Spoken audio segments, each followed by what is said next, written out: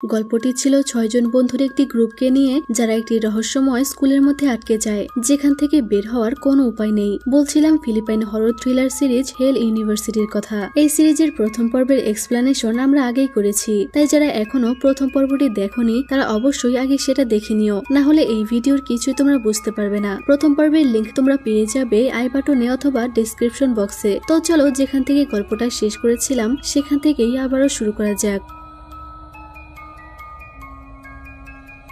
তো গত পর্বে আমরা দেখেছিলাম জেন এসের অফার অ্যাকসেপ্ট করেছে এবং সে তার সেক্রেটারি হয়ে গেছে। তখন জেন তার বন্ধুদের সাথে কথা না বলেই চলে যায়, যা দেখে তারা অনেক অবাক হয়। এরপর এসের অফিসে আসলে দেখে ফ্রিজি এখনো সেক্রেটারির চেয়ারে বসে আছে। ফ্রিজি বলে, এই মেয়েটা কেন এখানে এসেছে আর সে কেন আমার ইউনিফর্ম পরে আছে? এস তাকে জেনের চেয়ার থেকে উঠে যেতে বলে আর বলে, তুমি আর কোনোভাবেই এই ইউনিফর্ম পরার অধিকার রাখো না। ফ্রিজি তখন রেগে ওখান থেকে চলে যায়, তবে সে জেনকে ধাক্কা দিয়ে চলে যায়। জেন তখন তাকে কুকুর বলে গালি দেয়। এস তাদেরকে বলে দেয় যে এখন থেকে মিস জেনসন হলো হেল ইউনিভার্সিটির নতুন সেক্রেটারি, তাই আমি এটার ব্যাপারে কোনো প্রশ্ন শুনতে চাই না। আমাকে যেমন তোমরা রেসপেক্ট করো তাকেও তেমন ভাবেই রেসপেক্ট করতে হবে। তাই অনিল, তুমি অনেক সাবধানে থাকবে, কারণ জেন টপ 10 পজিশনের মধ্যে তোমার থেকে উঁচু পজিশন আছে। আর সে জেনকে বলে, তোমার একটা গুরুত্বপূর্ণ দায়িত্ব আছে, সেটা হলো এখন থেকে তুমি সবসময় আমার সাথে থাকবে অথবা এই অফিসে থাকবে। এই ব্যাপারে তুমি কোনো প্রশ্ন করতে পারবে না। জেন বলে, এর মানেটা কি? আমি কি না বলতে পারবো না?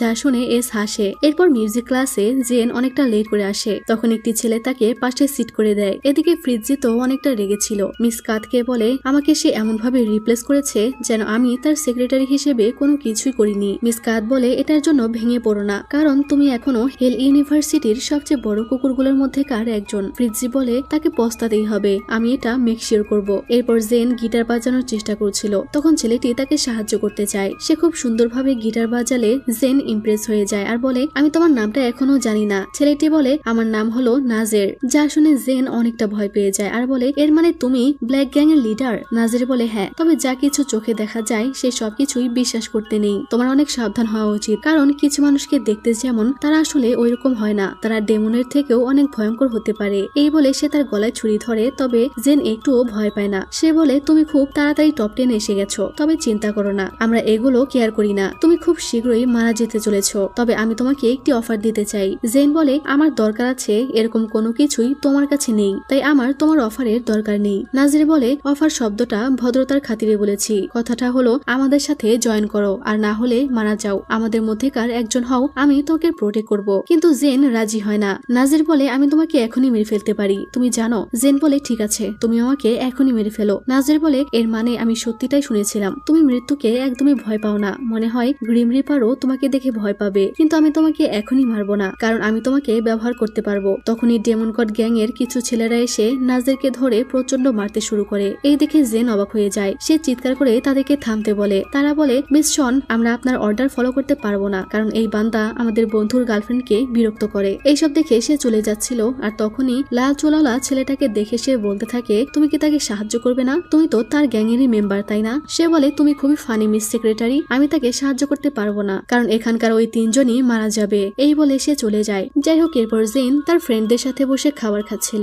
তখন এস এসে বলে, চলো আমার সাথে। তারা বলে, জেনের খাওয়া তো এখনো শেষ হয়নি। এস বলে, জেন হয়তো তোমাদেরকে বলেনি, কিন্তু নতুন সেক্রেটারি হিসেবে সে তোমাদের সাথে কথা বলা বা তোমাদের সাথে থাকার জন্য অ্যালাউড নয়, যদি না আমি তাকে অ্যালাউ করি। ভ্যানেসা বলে, কিন্তু তুমি কেন তার সাথে এমন করছো? সে বলে, কারণ তার অনেক দায়িত্ব আছে। ম্যাট রেগে দাঁড়িয়ে যায় আর বলে, সে এখন যাবে না, কারণ তার খাওয়া শেষ হয়নি। জেন তাকে থামিয়ে দেয়। সে সবাইকে সরি বলে এস এর সাথে চলে যায়, আর যাওয়ার সময় একটি ছেলে ভুল করে এস এর গায়ে জুস ফেলে দেয়। এতে এস প্রচন্ড রেগে তাকে তার সাথে নিয়ে যায়, কারণ এই ভুলের কারণে তাকে এখন হেল ইউনিভার্সিটির অন্ধকার জেলের মধ্যে পাঠানো হবে। ছেলেটি তাকে অনেক অনুরোধ করে, কিন্তু এস তার কোনো কথাই শোনে না। এস তাকে চেপে ধরলে সে হেসে বলে, আমি তোমার সিক্রেট জানি এস। এস বলে, আমি জানি তুমি আমার সিক্রেট জানো। তোমার কি মনে হয় সামান্য আমার গায়ে জুস ফেলার জন্য আমি তোমাকে এখানে এনেছি? তুমি আমার সিক্রেট জানো বলেই তোমাকে এখানে এনেছি। তাছাড়াও আমিও তোমার সিক্রেট জানি, তুমি গ্রেসকে মেরে ফেলেছো। অনিল তখন জেনকে বলে গ্রেস হলো সেই মেয়েটি যাকে তুমি মারা যেতে দেখেছিলে। এস তাকে জেলে আটকে দেয় আর তখন আমরা দেখি কিছু একটা ছেলেটাকে টেনে নিয়ে যায়, যেটাকে একদমই মানুষ মনে হচ্ছিল না। এসব দেখে জেন অনেক অবাক হয়। অনিল বলে এটাই আমাদের কাজ, মিশন।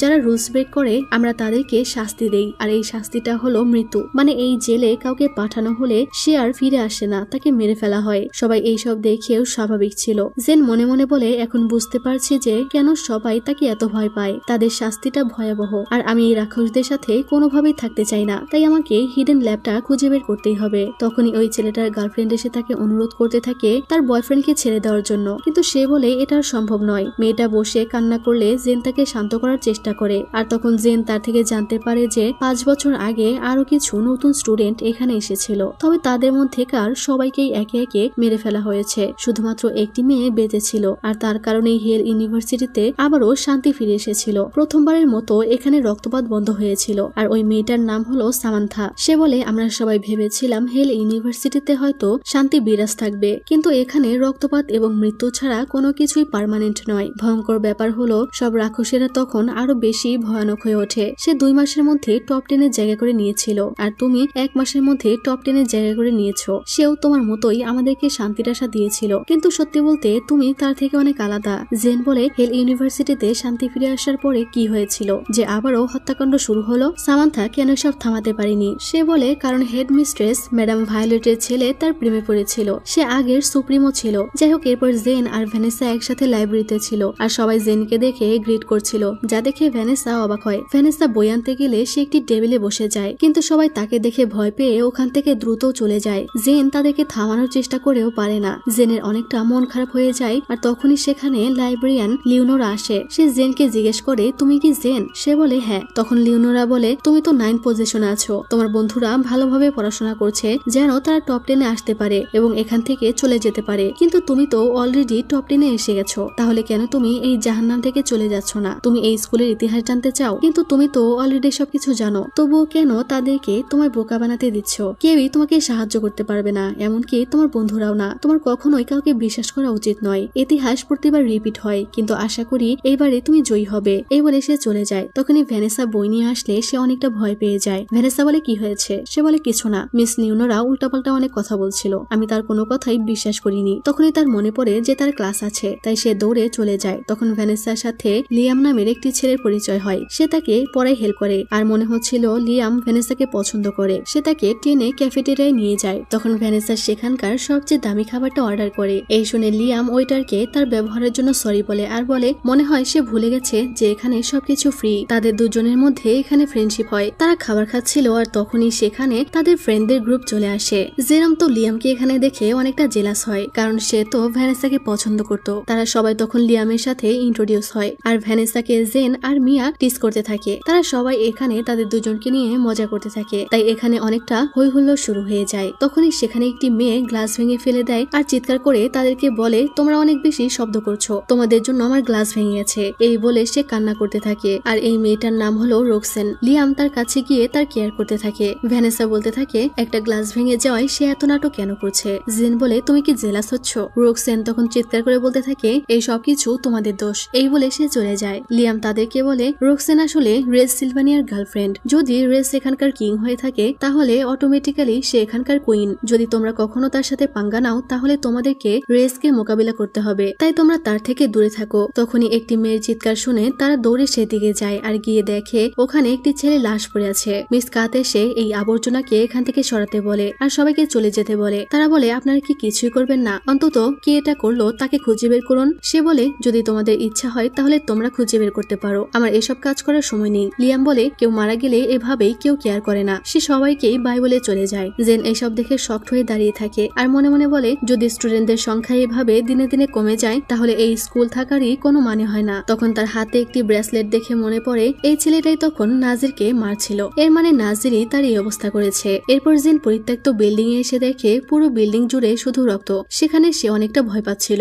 আর আশেপাশে কারো উপস্থিতি টের পাচ্ছিল। এইভাবে অনেকবার তার মনে হয় যে তার পেছন দিয়ে কেউ বারবার চলে যাচ্ছে, কিন্তু সে কোনোভাবেই দেখতে পায় না। তাই সে চিৎকার করে জিজ্ঞেস করে যে সে কে। তখনই দেখে একটি ছেলে তার নিজের গলায় ছুরি ধরে দাঁড়িয়ে আছে, আর বলছে এখানে আমার কোনো দোষ নেই। সে তাকে শান্ত হতে বলে, আর বলে আমি তোমাকে সাহায্য সাহায্য করব। সে শুধু বলতে থাকে আমি এটা করতে চাইনি, এখানে আমার কোনো দোষ নেই। এই বলে সে জেনের উপর হামলা করে দেয়। জেন তাকে একটা লাথি মেরে দাঁড়িয়ে যায় আর সে ছেলেটার সাথে ফাইট করতে থাকে। তাকে মেরে সে কোনোভাবে ওখান থেকে এসে একটি জায়গায় লুকিয়ে থাকে। সে আওয়াজ করলে ছেলেটি ছুটে যায় তাকে মেরে ফেলার জন্য। সে কোনোভাবে তার হামলা ডস করতে থাকে। ছেলেটি তখন ছুরিটা দিয়ে তাকে আঘাত করে, কিন্তু সেটা দেওয়ালে গিয়ে লাগে আর সে কান্না করে বলতে থাকে আপনি কেন আমাকে বিশ্বাস করছেন না। তখনই তার বন্ধু এসে বলে আমি তোমাকে বিশ্বাস করি, আসলে এই ছেলেটাই তাদের ওই বন্ধুকে মেরে ফেলেছে যার লাশ তারা ক্যাফেটেরিয়ায় দেখেছিল। সে বলে আসলে তার বন্ধু অনেক কঠিন সময় পার করছে, কারণ সে আমাদের আরো একজন বন্ধুকে মেরে ফেলেছে। জেন বলে যাকে আমরা ক্যাফেটেরিয়ায় দেখলাম। সে বলে হ্যাঁ। জেন জিজ্ঞেস করে কেন তারা তাদের নিজেদের বন্ধুকে মেরে ফেললো। তারা বলে কারণ গ্যাং আমাদেরকে টার্গেট করেছে,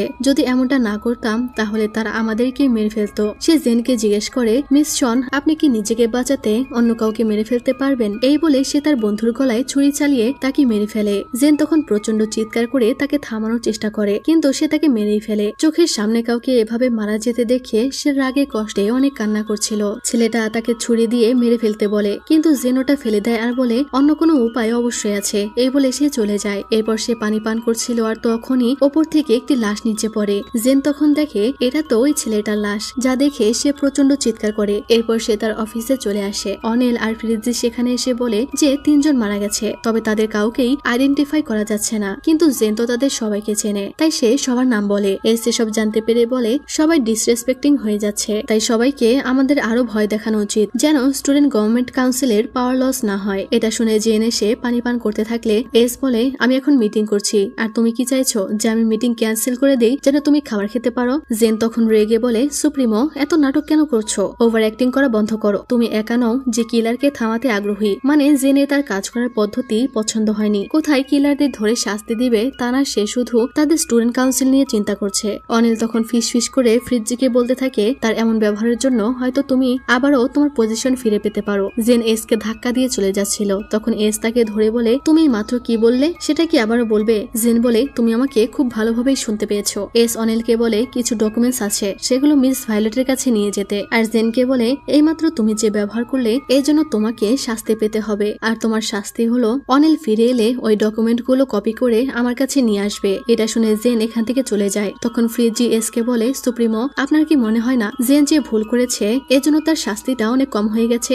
বলে তুমি কি আমাকে প্রশ্ন করছো, তুমি হয়তো ভুলে গেছো যে মতামত শেয়ার করার কোনো অধিকার তোমার নেই, কারণ তুমি আর এসএসজি কাউন্সিলের কেউ নও। ফ্রিজি তাকে সরি বলে। এরপর অনিল জেনকে ওই ডকুমেন্টস গুলো দেয় আর বলে তুমি অনেক লাকি মিস শন, ভেবেছিলাম তোমাকে হয়তো হেল জেলে দিবে। জেন বলে আহারে তোমার কি খারাপ লাগছে। অনিল বলে এরকম কিছু নয়, তবে আমি অবাক হয়েছি, মনে হয় তোমার প্রতি সুপ্রিমোর দুর্বলতা আছে। জেন বলে আমার তার কোনো কিছুরই দরকার নেই। অনিল বলে ঠিক বলেছো, তার সাথে বন্ধুত্ব করা মানে জঙ্গলের ভয়ানক প্রাণীর সাথে বন্ধুত্ব করা। তবে তুমি যদি ভেবে থাকো যে হেল জেল সবচেয়ে ভয়ানক শাস্তি যা সুপ্রিমো দিয়ে থাকে, তাহলে এটা ভুল ভাবছো, কারণ তার কাছে এর থেকেও ভয়ানক শাস্তি আছে। জেন বিরক্ত হয়ে বলে তোমার কি বকবক করা শেষ হয়েছে, আমার করার মতো আরো অনেক কাজ আছে। এই বলে সে ডকুমেন্ট গুলো নিয়ে এর অফিসে যাচ্ছিল আর ভাবছিল তার কিভাবে আমার প্রতি কোনো দুর্বলতা থাকতে পারে। সে তো এমন একটা মানুষ যে অন্যদেরকে হেল জেলে বন্দী করে রাখে। মিটিং এ সামান্য পানি পান করার জন্য সে আমাকে পানিশমেন্টও দিয়েছে। তখনই যাওয়ার পথে রেস সিলভানিয়ার গার্লফ্রেন্ড রোক্সেন এসে হাজির হয় আর বলে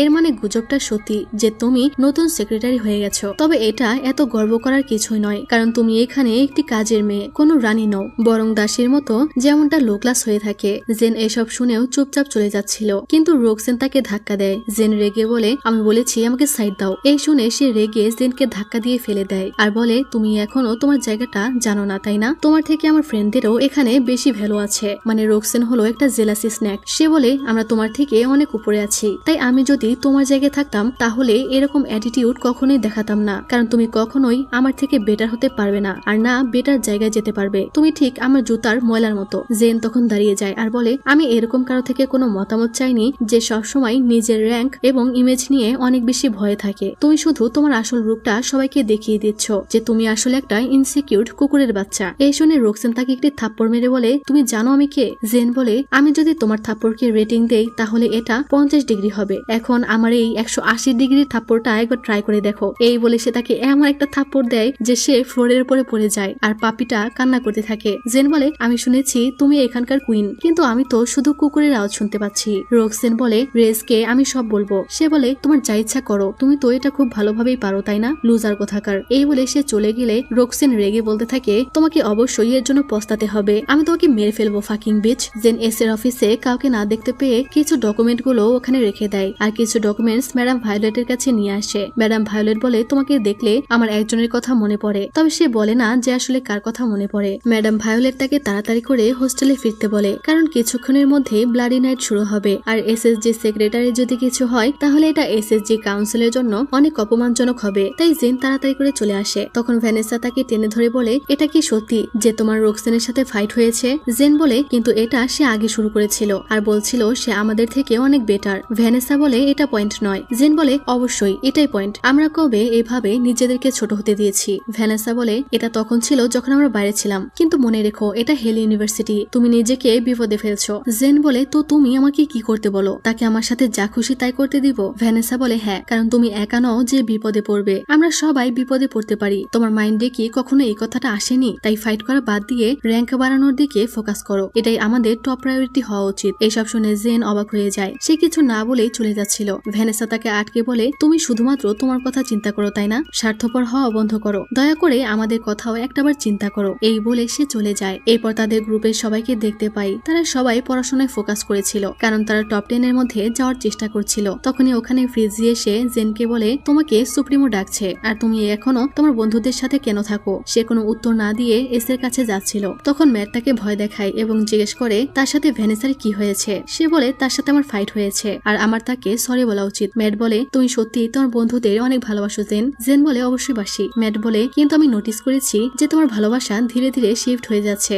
সুপ্রিমোর সাথে তুমি অনেক ক্লোজ হয়ে যাচ্ছ। সে মজা করে বলে, মনে হয় আমি রিপ্লেস হয়ে যাচ্ছি তাই না? জেন বলে, আমাদের শুধু দেখেই ক্লোজ মনে হয়, কারণ আমরা একসাথে কাজ করি, তবে আসলে আমরা ক্লোজ নই। সে তো কখনো আমাকে গুড মর্নিং ও বলে না। ম্যাট বলে, যাই হোক, আমি জানি তোমার মনের মধ্যে একমাত্র আমিই আছি, আমি তো তোমার ক্রাশ তাই না? এই শুনে জেন হাসে। ম্যাট বলে, এস তোমাকে দিয়ে একটু বেশি কাজ করাই, আমি তোমাকে অনেক মিস করি, আমার বেস্ট ফ্রেন্ডের সাথে ভালো সময় কাটানোই হচ্ছে না। জেন ওখান থেকে চলে যাচ্ছিল। তখন ম্যাট তাকে জিজ্ঞেস করে, আচ্ছা জেন, কে বেশি হ্যান্ডসাম, আমি নাকি ওই সুপ্রিমো? আর আমার কাছে তো সুপ্রিমো মানে এস কে অনেক বেশি ভালো লাগছে, তোমাদের কাছে কাকে বেশি ভালো লেগেছে সেটা কমেন্ট করে জানাবে। কিন্তু জেন তাকে উত্তর দেয়, অবশ্যই তুমি। আর তখনই পাশের রুম থেকে এস বেরিয়ে আসে আর তাদের দুজনকে একসাথে দেখে সে প্রচন্ড রেগে যায় আর জেনকে ভেতরে যেতে বলে। বেচারাকে দেখে বোঝাই যাচ্ছিল যে তার অনেক ফাটছে। এরপর তো এস জেনকে অনেক কথা শোনায় যে তোমার ফ্রেন্ডদের জন্য তোমার কাছে অনেক সময় থাকে, কিন্তু সবসময় আমাকে তোমার জন্য অপেক্ষা করতে হয়, তুমি সবসময় বিজি থাকো আর বেপরোয়া ভাবে চলাফেরা করো। কথাগুলো বলতে যেন এস এর অনেক কষ্ট হচ্ছিল। সে বলে, আর রোকসেনের সাথে ফাইট করে তোমার কি লাভ হলো? জেন বলে, আমি তাকে 180 ডিগ্রি একটা থাপ্পড় মেরেছি আর এটা করে আমি অনেক আনন্দ পেয়েছি। এস বলে, রোকসেন এখানকার কুইন, তাকে কেউ টাচ করতে পারে না, তুমি তাকে এইভাবে মারতে পারো না, তুমি জাস্ট একটা পাওয়ারলেস সেক্রেটারি। জেন বলে, অবশ্যই, কিন্তু আমি এটা কেয়ার করি না, কেউ যদি আমার সাথে বাজে ব্যবহার করে বা আমাকে কষ্ট দেয় তাহলে আমি অবশ্যই ফাইট ব্যাক করব, সেটা কোনো কুইন হোক বা সুপ্রিমো হোক আমার যায় আসে না। সুপ্রিমো তো তার এত সাহস দেখে চুপ হয়ে যায়। এরপর তাকে শাস্তি হিসেবে 1 সপ্তাহ পুরো ক্যাফেটেরিয়া পরিষ্কার করতে বলে। মানে এস কিন্তু অলরেডি জেনকে ভালোবেসে ফেলেছে। জেন ইতিমধ্যেই এত বড় বড় ভুল করেছে যে তাকে মৃত্যুদণ্ড দেওয়া উচিত ছিল, কিন্তু এস প্রত্যেকবারই তাকে খুব কম শাস্তি দিয়েছে। জেন তখন ওকে বলে চলে যায়। এরপর ক্লাস শেষে সে যখন চলে যাচ্ছিল তখনই সেলিন তাকে ধরে বলে, তুমি অনেক বিপদে আছো জেন, শুধু তুমি নও, আমরা সবাই বিপদে আছি। আমি মজা করছি না, সেদিন আমি যা বলেছিলাম সব নিকির কথাই, সে আমাকে ভয় দেখিয়েছিল, কিন্তু আমি সত্যি বলছি, তোমার বন্ধুদের মধ্যে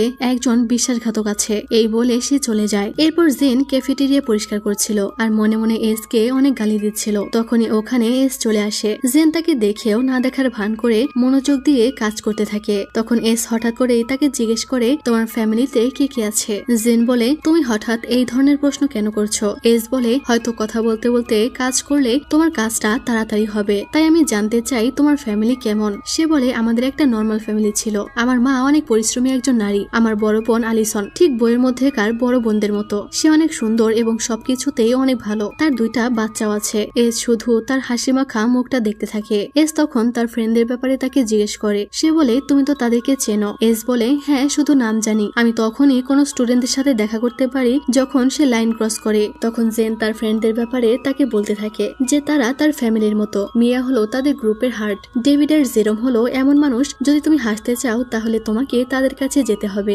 ভ্যানেসা হলো আমাদের গ্রুপের সবচেয়ে সাহসী, এমনকি আমার থেকেও বেশি সাহসী, সে সব সময় আমাদের সবার কথা চিন্তা করে যেন আমরা আমরা কোনোভাবেই হার্ট না হই। আর ম্যাট হলো সবচেয়ে বিশ্বস্ত মানুষ। এই বলে সে সুপ্রিমোকে তার ব্যাপারেও কিছু বলতে বলে, তার ফ্যামিলি ফ্রেন্ডস এইসব ব্যাপারে। এস বলে অনেক কাহিনী, নেক্সট টাইমে আমি তোমাকে বলবো। এই বলে সে চলে যায়। এরপর জেনের যখন সমস্ত কাজ করা শেষ হয়ে যায় তখনই আবারও এস চলে আসে আর বলে তুমি সবকিছু অনেক তাড়াতাড়ি আর সুন্দরভাবে করেছো। তারা দুজন দুজনের দিকে তাকিয়ে থাকে আর প্রশংসা শুনে তো জেন লজ্জায় লাল হয়ে যায়। সে তাড়াতাড়ি ওখান থেকে চলে যায় আর এস তখন অনেক খুশি হয়ে যায়। আর এই ব্যাটারে হাসলে কত সুন্দর লাগে তা নয় সবসময় গোমরা মুখ করে রাখে। যাই হোক, এরপর জেন ক্যাফেটেরিয়া থেকে হোস্টেলে ফিরছিল, তখনই তার মনে হয় কেউ তাকে ফলো করছে। এটা বুঝতে পেরে সে অনেকটা ভয় পেয়ে যায় আর তখনই কিছু ছেলে তার পিছু করতে থাকে। সে দৌড়ে পালিয়ে যাচ্ছিল কিন্তু তারা সবাই তাকে ধরে ফেলে। এরপর তাকে একটি জায়গায় বেঁধে রেখে তারা বলছিল এখনো পর্যন্ত কেউ কুইন রোক্সেনকে কষ্ট দেওয়ার সাহস পায়নি, অর্থাৎ তারা ডেমন গড গ্যাংয়ের। আর রোক্সেনের সাথে ফাইটের জন্যই তাকে ধরে আনা হয়েছে।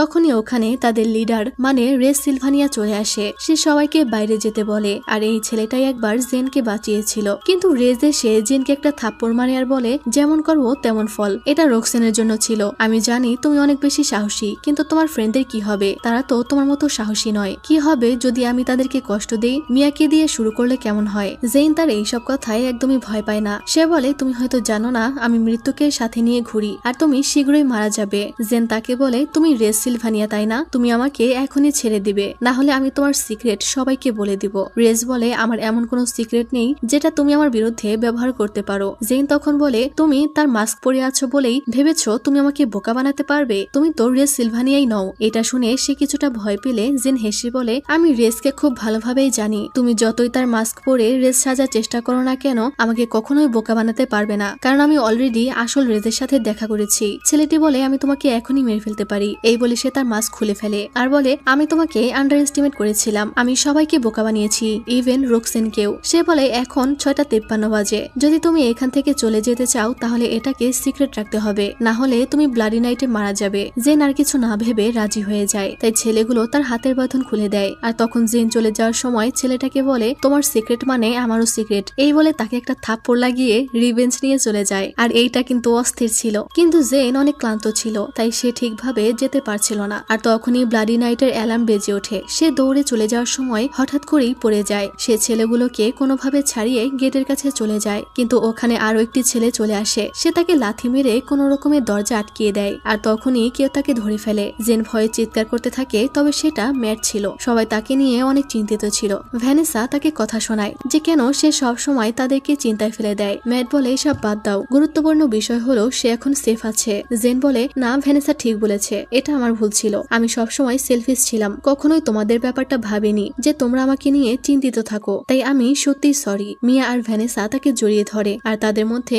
সবকিছু ঠিক হয়ে যায়। তখন জেরম বলে ডেভ কি তোমার সাথে ছিল? সে বলে না তো। তারা বলে সে এখনো ক্লাস থেকে ফিরে আসেনি। তারা সবাই অনেক চিন্তিত হয়ে যায়, এখন কি করবে বুঝতে পারে না। জেরম আর ম্যাট বাইরে গিয়ে ডেভকে খুঁজতে চায়, কিন্তু জেন তাদের দুজনকে যেতে দিতে চায় না, যে বাইরে গেলে হয়তো তাদেরও বিপদ হবে, এতে ঝামেলা শুধু বাড়বে। ভ্যানেসা বলে জেন ঠিক বলেছে, আমরা তার জন্য অপেক্ষা করি, এটাই ভালো হবে। এরপর মেয়েরা শুয়ে পড়ে, কিন্তু কারোরই ঘুম আসছিল না। সবাই ডেভকে নিয়ে চিন্তা করছিল যে সে এখনো বেঁচে আছে কিনা, তাদের এইভাবে অপেক্ষা করা কি ঠিক হচ্ছে কিনা। তারা বাইরে অনেক চিৎকার শুনতে পায়, কিন্তু প্রত্যেক রাতের মতোই তাদেরকে এইসব উপেক্ষা করতে হয়। জেন উঠে মুখে জল দেয় আর তখনই সে দেখে বাইরে থেকে ডেভ আসছে। সে অনেকটা আহত ছিল। জেন তাকে ধরে নিয়ে আসে আর জিজ্ঞেস করে সে এতক্ষণ কোথায় ছিল। ডেভ বলে সে এতক্ষণ লুকিয়ে ছিল, সবাই চলে যাওয়ার পরেই সে এসেছে। সবাই এসে ডেভকে কেয়ার করতে থাকে। তারা বলে তারা তার জন্য অনেক চিন্তিত ছিল, সে কেন বাইরে ছিল, সে কি টাইম দেখেনি। ডেভ বলে ক্লাস শেষে আমি একটু বাতাস নিতে গিয়েছিলাম। জেন বলে তুমি এটা কিভাবে করতে পারো? ব্লাডি নাইটের মধ্যে তোমার ঠান্ডা বাতাস নিতে ইচ্ছা করলো? ডেভ সবাইকে সরি বলে ঘুমাতে চলে যায় আর জেন তো অনেকটা রেগে যায়। তখন মিয়া বলে এটা তোমারও বোঝা উচিত, আমাদেরও ঠিক এমনই লেগেছিল যখন তুমি বাইরে ছিলে। যাই হোক, পরদিন সকালে সবাই রেডি হয়ে যায় স্কুলের জন্য আর এসে দেখে ম্যাট সবার জন্য রান্না করছে। সবাই খাবার খেয়ে ক্লাসের দিকে যায় আর এইদিকে বাইরের সমস্ত রক্ত পরিষ্কার করা হচ্ছিল। আর দুটি ছেলে মেয়ে যাওয়ার সময় একটি কাটা হাতের উপরে তাদের পা পড়ে। যাই হোক, এদিকে সবাই ক্লাসে যাওয়ার সময় স্যার আলভারেজ জেনকে ডাকে আর বলে তুমি তোমার গ্রেড নিয়ে কোনো চিন্তা করো না, আমি তোমাকে হাইয়েস্ট গ্রেড দিব, কিন্তু তুমি শুধু আমার হয়ে কাজ করবে। জেন বলে কিন্তু আমি এখনো জানি না যে ওই হিডেন ল্যাবটা কোথায়। সে বলে তুমি তোমার সেক্রেটারির দায়িত্ব পালন করো আর তাদের প্রত্যেকটা মুভমেন্ট মনিটর করো। জেন বলে কিন্তু যদি তারা ধরে ফেলে তখন কি হবে? আমি এত তাড়াতাড়ি মারা যেতে চাই না স্যার, আমাকে আমার বন্ধুদের সাথে এই জায়গা থেকে পালিয়ে যেতে হবে। অ্যালভারেজ বলে একটা ঝড় আসতে চলেছে, সবার সেফটি এখন তোমার হাতে, তাই প্লিজ সাবধানে থেকো এবং তাদের মতোই রাক্ষস হয়ে যাও, কারণ রাক্ষস না হলে এসএসজি প্রেসিডেন্টের সাথে তুমি মিশে যেতে পারবে না। রাতে জেন এইসব ভাবছিল, তার হাতে দাগ হয়ে গিয়েছিল কাল চেয়ারের সাথে বেঁধে রাখার জন্য। সে ভাবতে থাকে তাদের সাথে লড়াই করার জন্য তাকেও কি রাক্ষস হতে হবে, তাকে কি তাদের থেকেও বেশি ভয়ানক হতে হবে। পরদিন সকালে জেন ক্লাসে যাচ্ছিল, তখন কিছু স্টুডেন্ট তাকে ডেকে সাহায্য করতে বলে, কিন্তু বাকিরা বলতে থাকে তার মধ্যে কোনো হৃদয় নেই, সে একটা মনস্টার। তারা বলে আমরা ভেবেছিলাম তুমি দ্বিতীয় সামান্থা হবে, কিন্তু তুমিও একদম তার মতোই, তুমিও কোনো কিছুই ঠিক করতে পারবে না। জেন কি উত্তর দিবে, তার কাছে তো কোনো উত্তরই নেই। সে ওখান থেকে দৌড়ে চলে আসে। এরপর প্রিন্সিপাল সবাইকে ডেকে পাঠায় কিছু বলার জন্য। তখন সবাই তাদেরকে গ্রেড করলেও জেন তাদের দুজনকে গ্রিট করে না, যা দেখে ম্যাডাম ভায়োলেট তাকে সামান্থা বলে রাখে। এস তাকে শুরু করতে বলে। ফ্রান্সিসকো তখন সবার উদ্দেশ্যে বলে তারা এখানে তাদের প্রয়াত হেডমাস্টারকে সম্মান জানানোর জন্য একত্রিত হয়েছে। তখন ম্যাডাম ভায়োলেট আগের হেডমাস্টারকে নিয়ে বাজে কথা বলে যে সে আগে বোকার মতো স্কুল চালিয়েছে, সে মারা গেছে ভালোই হয়েছে। তখনই একটি ছেলে বলে একদমই না, আমরা জানি সে মারা যায়নি, বরং আপনি তাকে মেরে ফেলেছেন। ভায়োলেট বলে তুমি ঠিক বলেছ, আমরা তাকে মেরে ফেলেছি, আর এর পরের বারে তুমি মরবে। তখন কিছু ছেলে ওই ছেলেটাকে ধরে নিয়ে যায়, যা দেখে ভ্যানেসা রেগে বলে এটা হাস্যকর, তুমি আগের হেডমাস্টারকে মেরে ফেলেছ, কেন তাকে এইভাবে তোমরা শাস্তি দিয়েছ? শাস্তি তো তোমাদের পাওয়া উচিত ছিল, আর তোমরা যতই লুকানোর চেষ্টা করো না কেন স্কুলের সবাই জানে যে তুমি তাকে মেরে ফেলেছ।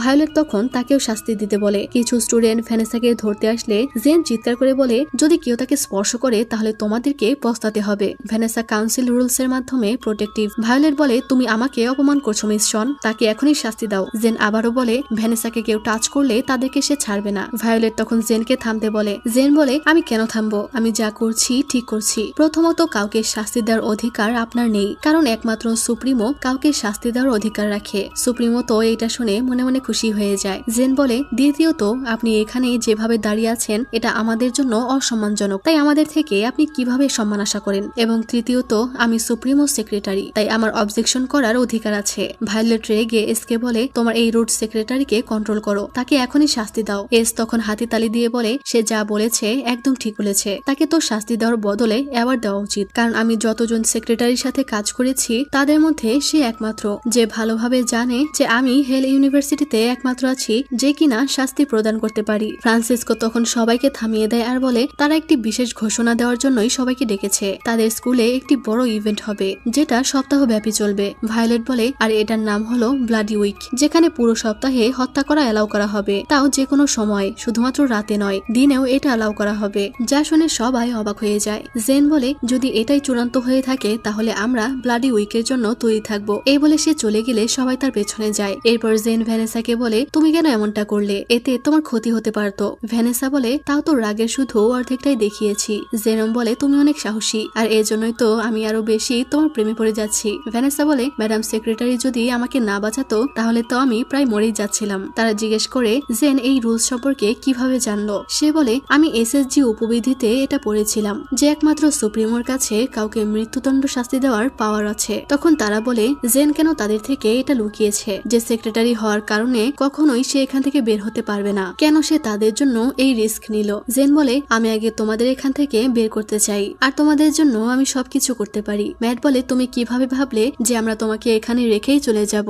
জেরম বলে তাছাড়াও আমরা ডক্টর কুইজন আর তার সিক্রেট ফর্মুলার ব্যাপারেও সবকিছু জানি যেটা মৃতকে জীবিত করতে পারে। ভ্যানেসা বলে যদি আমরা এখান থেকে চলে যাই তাহলে সবাই মিলে চলে যাব, আর যদি এখানে থেকে যাই তাহলে সবাই একসাথে এখানে পৌঁছবো। ম্যাট বলে তুমি কখনোই একা নও জেন, আমরা কখনোই তোমাকে একা ছাড়বো না, দরকার হলে আমরা সবাই এখানে একসাথে মরবো। এরপর জেন বাইরে ছিল, তখন একটি মেয়ে তাকে রাক্ষস বলে আর বলে আমরা ভেবেছিলাম তুমি সামান্থার মতো আমাদেরকে সাহায্য করবে। জেন বলে কে সামান্থা, কেন সবাই আমাকে সামান্থা বলছে, আমি শুধু সামান্য একজন সেক্রেটারি, আমি কিভাবে তোমাদের সাহায্য করব। মেয়েটি বলে প্লিজ আমাকে সাহায্য করো, কারণ তারা আমাকে যেসব ইনজেকশন দিয়েছে এগুলোর জন্য আমি বেশিক্ষণ বাঁচবো না। তখন সে দেখে মেয়েটির শরীরের অবস্থা ভয়ানক। সে বলে আমাকে সাবজেক্ট হিসেবে ব্যবহার করা হয়েছে, তারা একটি সিরাম বানানোর কাজে আমার ওপরে এক্সপেরিমেন্ট করেছে। জেন বলে তারা কি তোমাকে ওই ল্যাবে নিয়ে গিয়েছিল, সে ল্যাবটা আসলে কোথায় আমাকে বলো। মেয়েটা বলতে চায় না। জেন বলে তুমি যদি না বলো তাহলে আমি তোমাকে কিভাবে সাহায্য করব। মেয়েটি বলতে চায় না আর বলতে থাকে তুমি আমাকে সাহায্য করবে কিনা বলো।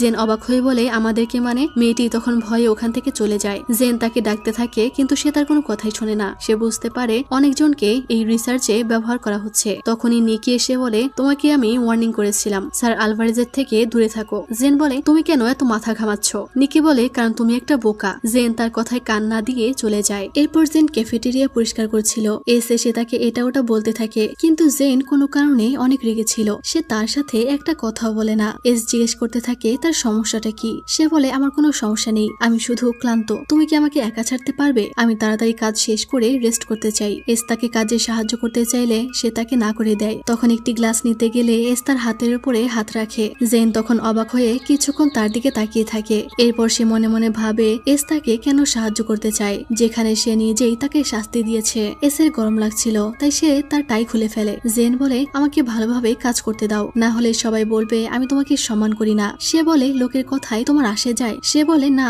কিন্তু আমি বিপদে পড়তে চাই না। এস বলে তুমি বিপদে পড়বে না, তুমি শুধু আমাকে কথা দাও যে কখনোই আর বেপরোয়া হয়ে চলবে না। জেন তার কথার উত্তর দেয় না। এস বলে এটা এসএসজি প্রেসিডেন্টের অর্ডার যে এখন থেকে তোমাকে যা প্রশ্ন করব তুমি সাথে সাথেই উত্তর দিবে। জেন বলে ঠিক আছে। এরপর এস তাকে একটা গিফট দেয়। জেনের তখন অনেক অস্বস্তি হচ্ছিল, সে পড়ে যেতে লাগছিল, কিন্তু এস তাকে ধরে বলে এত তাড়াহুড়ো কেন করছো, একটা থ্যাংক ইউ তো বলতেই পারো। জেন তখন তাকে থ্যাংক ইউ বলে আর তাকে ব্লাডি নাইট শুরু হওয়ার আগেই চলে যেতে বলে। এস বলে এর মানে তুমি আমাকে কেয়ার করো? জেন বলে আমি ওটা মিন করিনি, আমি তো এমনি বলেছি আমি তোমাকে একদমই কেয়ার করি না, তুমি মরে গেলেও আমার কিছুই যায় আসে না। এস বলে আমাকে নিয়ে চিন্তা করো না, আমি নিজের খেয়াল রাখতে পারবো, তুমি সাবধানে থেকো জেন। এইটা শুনে তো জেন শকড হয়ে যায়, কারণ এস আজকে প্রথমবারের মতো তাকে তার নাম ধরে ডাকলো। এস তো সবসময় তাকে মিস শন বলে ডাকে। জেন অনেক খুশি হয়ে যায় আর তাড়াতাড়ি করে ওখান থেকে চলে যায়। এস তো তখন লজ্জায় লাল হয়ে গেছিল, সে একা একাই হাসতে থাকে। হোস্টেলে এসে দেখে সবাই ডিনার করতে বসে গেছে।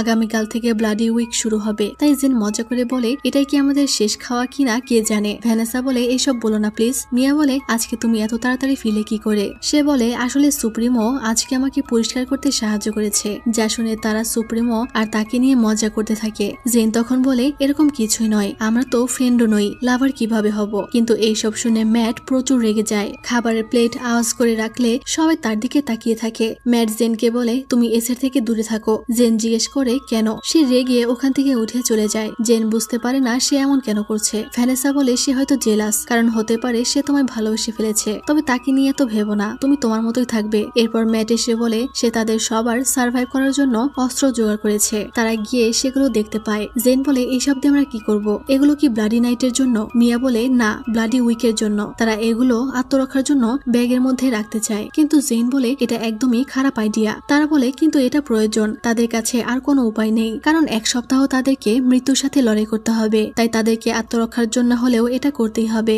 জেন বলে কিন্তু আমি এটা করতে চাই না, আমরা তো মার্ডারার নই তাই না? তারা সবাই একে একে অস্ত্র হাতে তুলে নেয়। পরদিন সকালবেলাতেই দুটো মেয়ে তাদের বয়ফ্রেন্ডকে নিয়ে লড়াই করতে শুরু করে দেয়। তাদের লড়াই এত সিরিয়াস হয়ে যায় যে তারা ছুরি দিয়ে মারামারি করে। এসব দেখতে পেয়ে জেন তাদেরকে থামানোর জন্য যেতে চায়, কিন্তু তারা তাকে যেতে দিচ্ছিল না। ম্যাট বলছিল তারা এইভাবে কয়জনকে বাঁচাবে, এটা তো হতেই থাকবে। জেন বলতে থাকে আমি কোনোভাবেই কাউকে এইভাবে মারা যেতে দেখতে পারি না। এই বলে সে ওখান থেকে চলে যায়, কিন্তু এইদিকে একটি মেয়ে আরেকটি মেয়েকে মেরে ফেলে। রাতে জেন ছুরিটা হাতে নিয়ে দেখছিল যেটা ম্যাট তাকে দিয়েছে। তখন সে এসের দেওয়া গিফটটা খুললে দেখতে পায় এস তাকে আসলে একটা ছুরি গিফট করেছে। এই দেখে তার অনেক কষ্ট হয়। এদিকে বাইরে ভয়াবহ অবস্থা চলছিল, একজন আরেকজনকে মেরে ফেলছিল। জেন অনেক হতাশ হয়ে যায় যে সে হয়তো এই জাহান্নাম থেকে কখনোই বের হতে পারবে না, আর না কাউকে বের করতে পারবে। পরদিন সে আবারও ওই মেয়েটাকে খুঁজে বের করে আর হিডেন ল্যাবরেটরিটা কোথায় সেটা বলতে বলে। মেয়েটি তাকে তার সাথে করে নিয়ে যায়, আর সে বলতে যাচ্ছিল যে ল্যাবটা কোথায়, তখনই কেউ পেছন থেকে এসে তাকে ভয়ানক ভাবে মেরে ফেলে, যা দেখে জেন চিৎকার করতে থাকে। সে দেখে এটা নিকি। জেন চিৎকার করে জিজ্ঞেস করতে থাকে সে কেন এমনটা করলো। নিকি বলে মেয়েটা এমনিতেও মারা যেত, আমি শুধু তাকে কষ্ট থেকে মুক্তি দিয়েছি, আর আমি তোমাকে সহ বাকিদেরকে বাঁচানোর চেষ্টা করছি। স্যার আলভারেজের থেকে দূরে থাকো। জেন রেগে তাকে ঘুষি মারতে চায়, কিন্তু নিকি তাকে ধরে ফেলে আর বলে তুমি আমার সাথে পারবে না, তাই লড়াই করতে এসো না। এই বলে সে চলে যায়। জেনের তখন প্রচুর রাগ হয়। সে ওয়াশরুমে এসে হাত ধুচ্ছিল আর নিকির ওইসব কথা ভাবছিল যে সে কেন বলল সে শুধু সবাইকে বাঁচানোর চেষ্টা করেছে, কেন এবার সে তাকে স্যার আলভারেজের থেকে দূরে থাকতে বলেছে। সেই সবকিছু ভাবতে থাকে। এইসব ভেবে তার মাথা খারাপ হয়ে যাচ্ছিল। এরপর সে ক্লাসে আসলে দেখে একজন টিচার তার স্টুডেন্টকে অনেক বকাঝোকা করছে, আর এই স্টুডেন্টের সাথে এই টিচারের অনেক ভালো সম্পর্ক ছিল। মেয়েটা তখন রেগে টিচারকে ছুরি দিয়ে স্ট্যাব করতে থাকে। সে তাকে ভয়ানক ভাবে মেরে ফেলে, যা দেখে জেন একদম অসহায় হয়ে যায়। হোস্টেলে ফিরে সে বসে ভাবে যে আমি জানতাম ব্লাডি উইকে অনেক খারাপ কিছু ঘটবে, তবে এতটা খারাপ হবে জানতাম না। আমি আর এগুলো কোনোভাবেই সহ্য সহ্য করতে পারছি না। এই বলে সে পাগলের মতো চিৎকার করছিল। আর এখন থেকে জেন একদম হতাশ হয়ে যায়। সে ধীরে ধীরে আশা হারাতে থাকে যে তারা হেল ইউনিভার্সিটি থেকে জীবিত ফিরতে পারবে, কিন্তু একমাত্র তার বন্ধুরাই আছে যাদের দেখে সে শক্তি পায়। সে তাদেরকে বাই বলে ওখান থেকে চলে আসে। এরপর সে এসের সাথে ছিল আর মনে মনে বলছিল তার প্রতি আমার রাগ করা উচিত ছিল, কারণ সে ব্লাডি উইক থামানোর জন্য কিছুই করেনি। কিন্তু তারপরও আমি তার উপরে ইমপ্রেসড, কারণ সে অনেক সাহসী। সে আমার পাশে দাঁড়িয়েছিল আর এখন তাকে কেন জানি অন্যরকম মনে হয়। সে কি আমাকে তার বন্ধু ভাবতে শুরু করেছে? কিন্তু তখনই সামনে একটি ছেলেকে সে মারা যেতে দেখতে পায়। এস তাকে সেটা রিপোর্টে লিখতে বলে। জেন বলে কেন লিখবো, সে তো এখনো জীবিত আছে। এস তখন বলে তুমি যদি আমার জায়গায় থাকতে তাহলে তুমি কি করতে? জেন বলে আমি তাকে বাঁচাতাম। এস বলে ধরো তাকে আমরা হেল্প করলাম আর সে বেঁচে গেল, কিন্তু এরপর কি হবে? তার শত্রুরা কি তাকে বেঁচে থাকতে দিবে? সে তো এখান থেকে বেরো হতে পারবে না। আমরা সবাইকেই বাঁচাতে পারবো না মিস শন। জেন বলে এই একই কথা ম্যাটও বলেছিল। এর মধ্যে ছেলেটাও মারা যায় আর জেন তার নামের পাশে ক্রস চিহ্ন দিয়ে দেয়। এরপর সেখানে একটি মেয়ে আসে। মেয়েটির নাম অ্যাঞ্জেলিকা। এস তাকে কাজ দিয়েছিল, সে ওটাই ফিরিয়ে দিতে এসেছে। এস ওটা দেখতে তার অনেকটা কাছে চলে যায়। এটা দেখে তো জেনের অনেক জেলাস হয়। সে বলতে থাকে আমি এটা চেক করতে পারবো। এস বলে তুমি এখন চলে যেতে পারো। সে ফাইলটা ধরে টানতে থাকে আর বলে বললাম তো আমি চেক করতে পারবো। এস বলে আমি আর অ্যাঞ্জেলিকা এটা সামলাতে পারবো। এটা শুনে তো জেনের আরো হিংসা হয় যে এস অ্যাঞ্জেলিকার ফার্স্ট নেম ধরে ডাকছে, অথচ তাকে সবসময় মিস শন বলে ডাকে। এস বলে তুমি যাও, ম্যাট হয়তো তোমাকে খুঁজছে। মানে এস তাকে জ্বালানোর জন্যই এসব বলছিল। জেন বলে অবশ্যই। এই বলে সে রেগে ওখান থেকে চলে যায়। সে তার বন্ধুদের কাছে যাচ্ছিল আর তখনই একটি ছেলে তাকে ধরে জিম্মি করে ফেলে। সে চিৎকার করে সাহায্য চাইতে থাকে। তখনই সেখানে এস চলে আসে, কিন্তু অদ্ভুত ব্যাপার হলো সে তাকে কোনো সাহায্যই করে না আর ওখান থেকে চলে যায়। এইটা দেখে জেন মনে মনে বলে আমি তো ভুলেই গেছিলাম যে তাদের কাছে অন্যদের জীবনের কোনো মূল্য নেই। তার ফ্রেন্ডরা তাকে বাঁচানোর চেষ্টা করে, কিন্তু তাদেরকেও সবাই আটকে রাখে। জেন তখন নিজেই ছেলেটাকে মেরে তার হাত ভেঙে দেয় আর ছুরিটা তখন তার গলাতেই ধরে, কিন্তু জেন তাকে ছেড়ে দেয় আর ছুরিটাও ফেলে দেয়। তার গলায় একটু আঘাত লেগেছিল, তাই তারা মেডিকেল রুমে আসে। তারা জিজ্ঞেস করে জেনের তখন কি হয়েছিল। সে বলে আমি জানি না, মনে হচ্ছিল কেউ আমাকে বশ করেছে। জেরম বলে তোমাকে তখন অন্যরকম লাগছিল, আমার অনেক ভয় লাগছিল, মনে হচ্ছিল তুমি আমাকে এই ছুরি দিয়ে আঘাত করবে। মিয়া বলে জেন কখনোই এমনটা করবে না। ম্যাট বলে তুমি এতটা রেগে গেছিলে যে মনে হচ্ছিল তুমি কোনো রাক্ষস হয়ে গেছো। ওখানকার ডক্টর তাদেরকে এখান থেকে চলে যেতে বলে। জেন বলে এটা কে? তারা বলে ডক্টর রাজন, সে এখানকার ডক্টর। জেন বলে কিন্তু তাকে তো এর আগে কখনোই এখানে দেখিনি। রাতের বেলা আবারও সবাই লড়াই করছিল। জেন তখন দাঁড়িয়ে সেদিনের কথা ভাবে যেদিন ডেভ বাইরে গিয়েছিল। সে তাদের রুমে গিয়ে দেখে সেখানে কেউ নেই। সে তখন ভাবে যদি তারা রুমে না থাকে এর মানে কি তারা বাইরে গিয়ে অন্যদের মতো লড়াই করছে। তখনই ওখানে ভ্যানেসা চলে আসে। জেন তাকে জিজ্ঞেস করে আসলে কি চলছে, তারা সবাই কোথায় গেছে। ভ্যানেসা বলে আমি প্রায় রাতেই জেগে দেখি ছেলেরা কেউ নেই, আমি জানি না তারা কোথায় যায়, কিন্তু তারা ব্লাডি নাইটের সময়ে কোথাও একটা চলে যায়। জেন তাদেরকে খুঁজতে যেতে চায়, কিন্তু ভ্যানেসা তাকে আটকায় আর বলে শুধুমাত্র আমরা দুজনে এখানে আছি আর আমার এখানে অনেক ভয় করছে, তাই তুমি প্লিজ আমার সাথে থাকো। সকালে জেরোমের চিৎকার শুনে জেন দৌড়ে বাইরে চলে আসে আর তখনই সবাই তাকে হ্যাপি বার্থডে উইশ করে। তারা সবাই তার জন্য বার্থডে পার্টি রেখেছিল। জেন এইসব দেখে অনেক খুশি হয়ে যায়। তার তো মনেই ছিল না যে আজকে তার জন্মদিন। ম্যাট তখন জেনের কাছে গিয়ে তাকে বার্থডে উইশ করে আর হঠাৎ করেই তাকে একটা কিস করে দেয়। সবাই এটা দেখে অনেক খুশি হয়। এরপর জেন ক্যান্ডেল নেভায় আর সবাই একসাথে খাবার খেতে বসে যায়। জেন এইসবে অনেক খুশি ছিল, তাই এস এর অফিসে বসেও সে মিষ্টি মিষ্টি হাসছিল, যা দেখে এস অবাক হয়। সে জেনকে কিছু বলতেও পারছিল না, কারণ বাকিরাও ওখানে ছিল। এস তখন গুটি গুটি পায়ে তার কাছে এসে দেখে সে এখনো হাসছে। এস তাকে আস্তে করে জিজ্ঞেস করে তুমি এত খুশি কেন? জেন বলে এটা তোমার জানতে হবে কেন? এস তখন অনিলকে জিজ্ঞেস করে আজকে কি কোনো স্পেশাল দিন? অনিল বলে এটা তো মিস সেক্রেটারি ভালো বলতে পারবে। জেন বলে কই না তো, আজকে তো কোনো স্পেশাল দিন নয়। এস তখন কিছু একটা ভেবে সবাইকে চলে যেতে বলে। জেনও তখন চলে যাচ্ছিল। এস তাকে আটকায় আর জিজ্ঞেস করে সে এত হ্যাপি কেন, কেন সে এভাবে হাসছে। জেন বলে কেন, আমি কি হাসতে পারি না? এটা কি এলাও নয়? আমার মনে হয় তোমার এসব ছোটখাটো ব্যাপারে সময় নষ্ট করা উচিত নয়, বরং ব্লাডি উইকে তোমার ফোকাস করা উচিত। এস বলে ঠিক আছে চলে যাও। জেন বলে আমি তো এক পায়ের পরে দাঁড়িয়ে আছি চলে যাওয়ার জন্য। এরপর সে ভাবে এস কেন তাকে নিয়ে এত চিন্তা করছে। তার তো তার নিজের কাজ নিয়ে থাকা উচিত। কাল সে আমাকে কেয়ার করেনি, যখন কেউ আমাকে মেরে ফেলতে যাচ্ছিল, আর এখন এসেছে এটা জানতে যে আমি এত খুশি কেন। তখনই এখানে অ্যাঞ্জেলিকা চলে আসে আর বলে এস ঠিকই বলেছিল, তুমি অনেক বেশি সাহসী। কাল আমি তোমাকে ফাইট করতে দেখেছিলাম, তবে একটা কথা জানো, এস তোমাকে অনেক বিশ্বাস করে। আমি বুঝতে পেরেছিলাম এস তোমাকে সাহায্য করতে চাইছিল, কিন্তু সে নিজেকে আটকে রেখেছিল। হয়তো তার কাছেও এটার কোনো কারণ আছে। এই বলে সে চলে যায়। জেন ভাবে সে হয়তো এসকে ভুল বুঝেছে। এরপর সে তার ফ্রেন্ডদের সাথে ছিল। তারা কেক নিয়ে মজা করছিল, যে কেকের মধ্যে কেউ চিনি দিয়ে দিয়েছিল। তখনই এখানে এস চলে আসে আর বলে আমি আমার সেক্রেটারিকে নিতে এসেছি, তাকে আমার দরকার। ম্যাট বলে তুমি কি তাকে ছাড়া কোনো কাজই করতে পারো না? জেন তাদের থেকে বিদায় নিয়ে চলে যায় আর এস কে জিজ্ঞেস করে তার এখন কি চাই। এখন তো কোনো কাজই নেই, সে তাকে কেন ডাকছে। এস বলে তুমি আমাকে এটা বলবে কিনা বলো। জেন এটা শুনে অবাক হয় যে এস এখনো জানার চেষ্টা করছে কেন সে এত খুশি ছিল। এস বলে তুমি আমাকে কষ্টে রেখে কি সত্যি অনেক মজা পাও? আমি জানতাম তোমার হাসির পেছনে কোনো একটা কারণ আছে, আর এটা ভাবতে ভাবতে আমার মাথা ব্যথা শুরু হয়ে গেছে। জেন অবাক হয়ে বলে কি? এস তাকে চুপ করিয়ে দেয় আর বলে হ্যাপি বার্থডে জেন। জেন অনেক খুশি হয়ে যায় আর মনে মনে বলে আমি ভেবেছি সে সব সময় আমাকে ইগনোর করেছে, আমাকে হয়তো সে কেয়ারই করে না, কিন্তু তার এই 3টা শব্দের মাধ্যমেই আমার ভুল ধারণা ভেঙে গেছে। আর তখনই ফ্রান্সিসকো অ্যানাউন্স করে বলে তোমাদের কাছে কি ব্লাডি উইক বোরিং লাগছে? তো চলো ব্লাডি উইককে এক্সাইটিং বানাতে একটি গেম খেলা যাক। তোমরা সবাই তোমাদের লকার চেক করো, সেখানে কাগজ আছে যেখানে ওই ব্যক্তির নাম লেখা আছে যাকে তোমাকে হত্যা করতে হবে। সময় শেষ হওয়ার আগেই তোমাদেরকে এটা কমপ্লিট করতে হবে, কিন্তু যদি লকারে কারো নাম না পাও এর মানে হলো তোমাকে মেরে ফেলার জন্য বেছে নেওয়া হয়েছে। এইসব শুনে সবাই অবাক হয়ে যায়। জেন এস কে জিজ্ঞেস করে সে এটার ব্যাপারে জানতো কিনা। এস বলে না। সবাই তখন লকার খুলতে শুরু করে, সেখানে তারা অনেকেই নাম পায় আবার অনেকেই পায় না। জেনকে এস তাড়াতাড়ি করে লকার খুলতে বলে আর বলে আমি তোমার সাথে আছি আর সব সময় থাকবো। জেন তাকে বিশ্বাস করতে পারছিল না, সে অনেক প্যানিক করতে থাকে। এস তাকে শান্ত হতে বলে আর তার লকারটা খুলতে বলে। জেন ভয়ে ভয়ে লকার খোলে আর সে দেখে যে তার কাগজে তো কোনো নামই নেই। এটা দেখে সে অবাক হয়ে যায়, অর্থাৎ এখন তাকেই মরতে হবে। এরপর রাতে জেন শুয়েছিল, তখন তার মনে হয় বাইরে কেউ আছে, তাই সে ছুরি নিয়ে বাইরে বের হয়। এরপর ছেলেদের রুমে এসে দেখে ওখানে কেউ নেই, যা দেখে জেন অবাক হয়ে যায়। সে তখন একটি কালো পোশাক পরে নেয় আর মনে মনে বলে তাদেরকে অনুসরণ করার কথা আমি ভাবছিলাম, আর এটাই আমার সুযোগ। আমি জানি বাইরে গেলে যে কোনো কিছু হয়ে যেতে পারে, কিন্তু আমাকে জানতেই হবে তারা কি লুকাচ্ছে। জেন এরপরে বাইরের দিকে যেতে থাকে, তাকে জানতেই হবে যে তার বন্ধুদের সাথে আসলে হচ্ছেটা কি, তারা কেন ব্লাডি নাইটের সময় বাইরে চলে যায়। প্রথমে তার অনেক ভয় লাগছিল, কিন্তু জেন অনেক সাহস করে বাইরে চলে আসে। সে সামনে কিছু ছেলেদেরকে দেখতে পায়, তাই সে তাড়াতাড়ি করে লুকিয়ে যায়। তারা ব্ল্যাক গ্যাং এর মেম্বার ছিল। তারা বলছিল একজন বাড়ির লোক হয়ে সে হঠাৎ করেই সহনেতা হয়ে গেল, আমরা কি এটা এত সহজেই মেনে নিব? অন্যজন বলে আমরা আর কি করতে পারি, বস তাকে পছন্দ করেছে,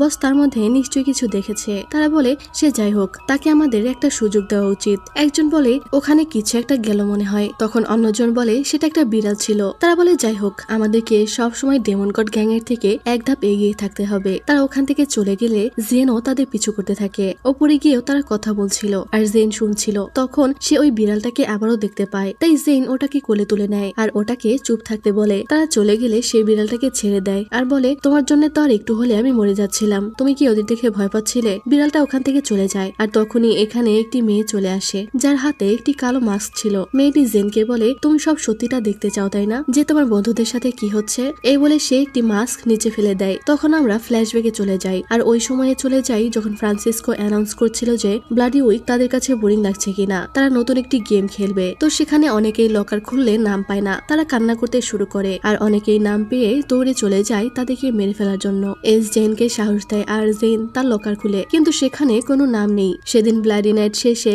জেন এসে দেখে ম্যাট ড্রিঙ্কস করে মাতাল হয়ে পড়ে আছে। জেন বলে তুমি এটা কোথায় পেলে? সে বলে অ্যাকোয়েন্টেন্স পার্টির দিনে আমি এটা চুরি করেছিলাম, আমি ভেবেছিলাম আমরা এখান থেকে বের হওয়ার পর সবাই মিলে এটা একসাথে ড্রিঙ্ক করব।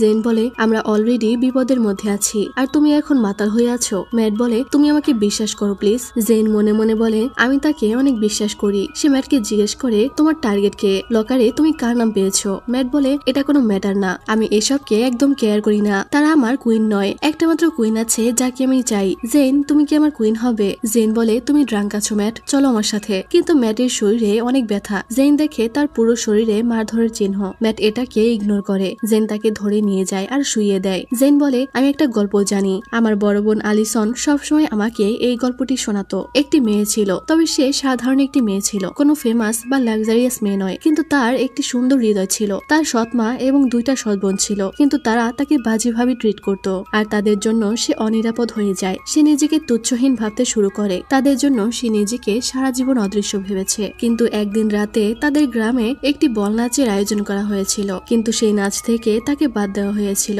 তখন ম্যাট বলে মনে হচ্ছে আমি এই গল্পটা আগেও শুনেছি, এটা তো সিন্ড্রেলার গল্প। জেন বলে না, এটা রিমিক্স গল্প। তার গ্লাসের স্লিপারের জায়গায় শুধু স্লিপার ছিল এবং সে 3 চাকার একটি সাইকেলে চড়তো যেটা সোনার কোচে পরিণত হয়। এবার চিন্তা করে দেখো, ম্যাট সে সেদিনের অনুষ্ঠানের কথা ভাবতে থাকে আর জিজ্ঞেস করে তাহলে তোমার এই গল্পের রাজকুমারকে। জেন বলে ম্যাট। আসলে জেন এইসব বলে ম্যাটের মন ভালো করার চেষ্টা করছিল। সে বলে এরপর তাদের দুজনের ওইখানে দেখা হয় আর তারা সারা রাত ওখানে ডান্স করে। কিন্তু মেয়েটি ম্যাট নামের ওই প্রিন্সকে বলে যে তার একটি রুল আছে, ঘড়িতে 12টা বাজার আগেই তাকে চলে যেতে হবে। এটা শুনে ম্যাটের মন খারাপ হলেও তারা সারা রাত ডান্স করে এবং অনেক খুশি থাকে, যেন তারা পৃথিবীকে কেয়ার করে না। একটি রাতের জন্য হলেও তারা দুজনের। ম্যাট বলে এটার এন্ডিং কি হলো? জেন বলে তারা সারা জীবন অনেক খুশিতে কাটিয়ে দিয়েছে। ম্যাট বলে গল্পটা ভালো ছিল কিন্তু বাস্তবতা আলাদা, কারণ কিছু মানুষকে অনেকদিন ধরে চিনলেও তাদের চেনা যায় না। নতুন কারোর সাথে দেখা হওয়ার পর তারা প্রেমে পড়ে যায়। আমি ঠিক বলেছি তাই না জেন? জেন আর কিছুই বলে না। সে ওখান থেকে চলে যাচ্ছিল, কিন্তু ম্যাট তার হাত ধরে বলে জেন প্লিজ আমাকে প্রমিস করো, যখন তুমি তোমার সেই মানুষটার দেখা পাবে তাকে তুমি সারা জীবন ভালোবাসবে। নিজেকে আটকে রেখো না প্লিজ। তুমি জানো তুমি কষ্ট পাবে, কিন্তু তবুও তাকে ভালোবাসো। জেন বলে তুমি কেন এসব বলছো? সে বলে কারণ আমি তোমাকে দুঃখী দেখতে চাই না। সে বলে আমি তোমাকে কোনো কিছু প্রমিস করতে পারবো না, কারণ হতে পারে আমি এটা করতে পারবো না। ম্যাট আর কিছু বলে না। সে গুড নাইট বললে জেন চলে যায়। পরদিন সকালে জেন আর জেরম একসাথে ছিল,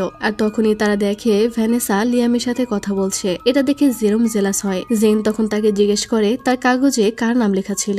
জেরম বলতে চায় না। সে বলে বেনামি কেউ। আমি আসলে এটা কাউকে বলতে চাই না। জেন জিজ্ঞেস করে তুমি কি তাকে মেরে ফেলতে পারবে? তাকে অবাক করে দিয়ে জেরম বলে কেন নয়, যদি আমার বেঁচে থাকার এই একটাই উপায় থাকে তাহলে আমি পারবো। এটা শুনে জেন অবাক হয়ে যায়। তবে জেরম হেসে বলে মজা করছিলাম। জেন বলে আমি জানি তুমি কাউকেই কখনো মেরে ফেলতে পারবে না। সে বলে তুমি এতটা শিওর কিভাবে? আর তখনই তারা সামনে মিয়াকে দেখতে পায়, কিন্তু তখন একটি মেয়ে দৌড়ে এসে মিয়াকে মারার চেষ্টা করতে থাকে। তারা দৌড়ে চলে যায় তার কাছে। তখন মিয়া উল্টো মেয়েটাকে মেরে ফেলতে যাচ্ছিল। তারা দুজনে এসে তাকে আটকায়। মেয়েটা তখনও তাকে মারার চেষ্টা করছিল। মিয়ারও আঘাত লেগেছিল। মিয়া তখন জেনকে ছাড়িয়ে দিয়ে ছুরিটা নিয়ে মেয়েটাকে ভয়ানক ভাবে মেরে ফেলে। এটা দেখে তো সবাই শকড হয়ে যায়। মিয়া নিজেও বুঝে উঠতে পারে না যে সে কি করে ফেলেছে। সে ওখানে পড়ে যায়। তার আঘাত লেগেছিল, তাই অনেক রক্ত ঝরছিল। মিয়া বলতে থাকে মেয়েটি মারা গেছে। জেন বলতে থাকে মিয়া তুমি শুধু নিজেকে বাঁচানোর চেষ্টা করেছো, তুমি কোনো ভুল করোনি। সে জেরমকে বলে তাড়াতাড়ি করো জেরম। জেরম বলতে থাকে কিন্তু ওই মেয়েটার কি হবে? জেন কান্না করে বলতে থাকে তার অনেক রক্ত ঝরছে, আমাদের তাড়াতাড়ি যেতে হবে। জেরম তখন মিয়াকে কোলে নিয়ে যেতে থাকে। তারা স্কুলের ক্লিনিকে চলে আসে, কিন্তু এখানে এসে দেখে যে সেটা বন্ধ। জেন তখন নার্সকে ডাকে। নার্স বলে তোমরা এখানে কি করছো? জেন বলে আপনি কি স্টুপিড? এটা কি ক্লিনিক নয়? নার্স বলে কিন্তু আজকে তো ক্লিনিক বন্ধ, ব্লাডি উইকে বন্ধ থাকবে। জেন বলে এটা ইমার্জেন্সি, তাই তাড়াতাড়ি দরজা খুলুন প্লিজ, আমাদেরকে সাহায্য করুন। নার্স বলে সরি, এটা হেডমিস্ট্রেসের অর্ডার। জেন চিৎকার করে দরজা খুলতে বলে। তারা সবাই মিয়ার জন্য কান্না করছিল আর রিকোয়েস্ট করছিল দরজা খুলতে। জেন তখন বলে তোমরা মিয়ার খেয়াল রাখো, আমি অন্য কোথাও সাহায্যের জন্য যাচ্ছি। এই বলে সে এস এর অফিসে চলে আসে। এস তাকে দেখে বলে আমি তোমাকেই খুঁজছিলাম। আর তখন জেন এস এর হাত ধরে নিয়ে যেতে থাকে। এটা দেখে মিস কাল বলে তুমি এটা কি করছো? জেন কান্না করে এস কে বলে প্লিজ ক্লিনিকের দরজা এখনই খুলতে বলো, মিয়ার প্রচুর ব্লিডিং হচ্ছে, আমরা ঢুকতে পারছি না। ম্যাডাম ভায়োলেট ক্লোজ রাখার অর্ডার করেছে বলে, আমরা যদি তাকে সাহায্য না করি তাহলে সে মারা যাবে। এস তার এসব কথা শুনে অবাক হয়ে যায়, কিন্তু সে বলে আমার এসবের জন্য একদমই সময় নেই, আমি তোমাকে সাহায্য করতে পারবো না। জেন কান্না করে বলছিল আমি তোমার কাছে ভিক্ষা চাচ্ছি, প্লিজ আমাকে সাহায্য করো। এস তার হাত ছাড়িয়ে দিলে জেন তখন ছুরি বের করে এস এর গলায় ধরে,